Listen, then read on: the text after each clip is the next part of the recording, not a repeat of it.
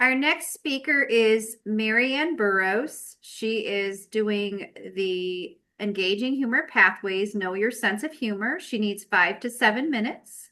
The title of her speech is Pet Peeves. Distinguished Toastmaster Marianne Burrows, actually Distinguished Toastmaster ×4, Marianne Burrows will be giving her speech from the Engaging Humor Pathway Level 2, Know Your Sense of Humor. The purpose of this project is to share a speech with a topic of her choosing, and she is to present a speech that includes humor. Let's welcome Marianne Burrows, Pet Peeves. Fellow Toastmasters and welcome guests. Pet peeves, those pesky little irritating things that follow you around all day long. They're like mosquitoes that won't let you go, or bees flying close to your ears. So irritating. I'd like to share a couple of my pet peeves. Now, we know some of pet peeves are universal, some of them are personal. I'm going to share some of mine. I'm sure you'll relate to most of them. Now, we know 5 years ago, we had that wonderful experience called COVID.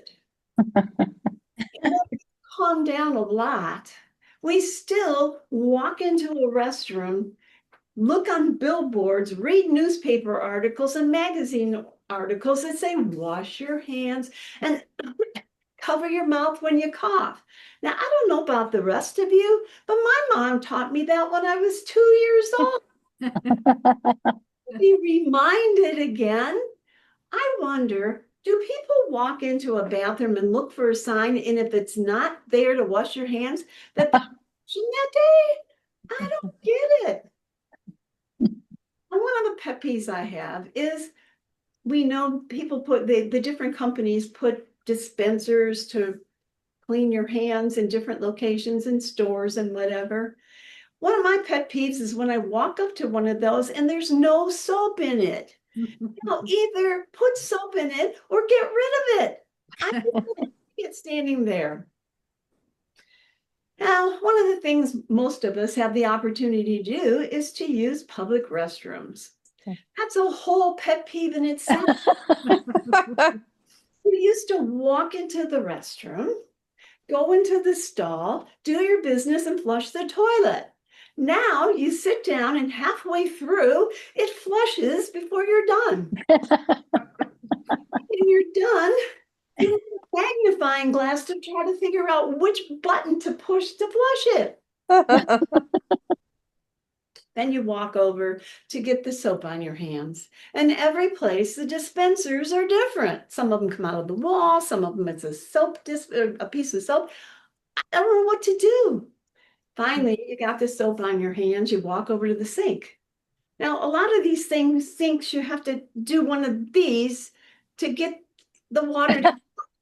Well, I stand there about 5 minutes, it doesn't work, so I move over to the next sink and same thing. And finally, I get a little spurt, and I stand there trying to figure out how to recreate where I was. And somebody else comes in, and they use that sink, and they put their hands under, and it immediately works. So finally, walk over to dry your hands. Then you put your hand under this thing that says, put your hand under here, and it'll come out. But it doesn't. Other ones, you have to screw the little handle. But some of you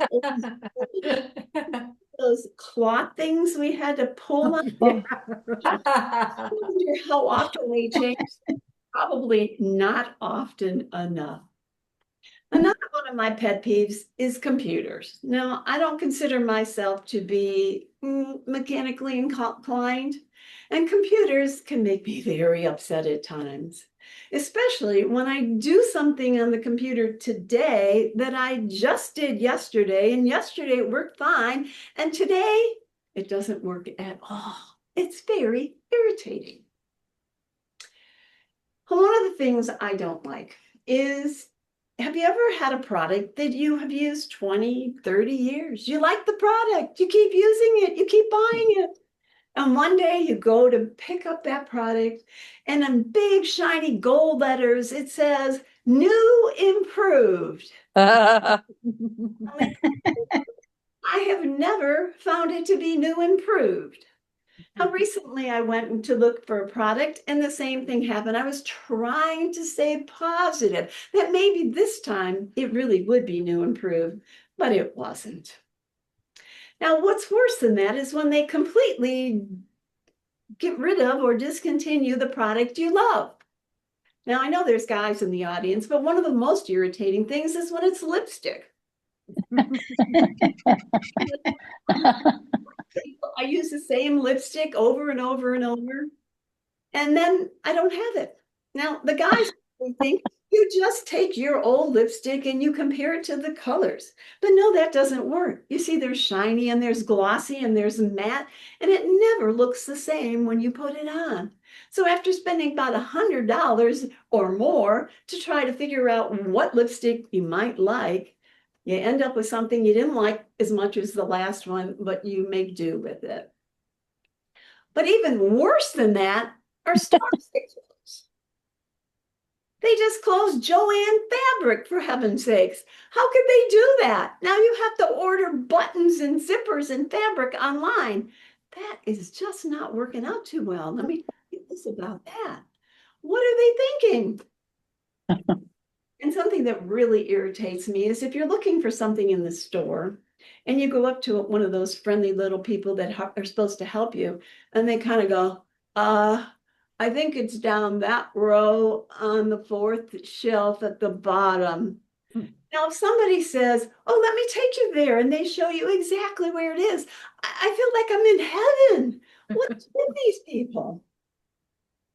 And why is it when you're in an airplane and you land, everybody stands up? You know, they're standing up kind of like this because you can't really stand up all the way. I know we've been sitting a long time, but it's going to be another 25 minutes before we actually get to leave the plane.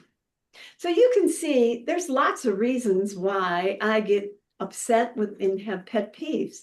But I find it interesting that the word pet peeve was invented in the United States, the world of plenty.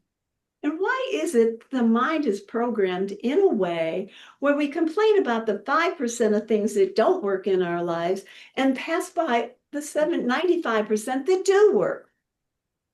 Recently, I was introduced into a book called A Complaint-Free World: How to Stop Complaining and Start Enjoying the Life You Always Wanted.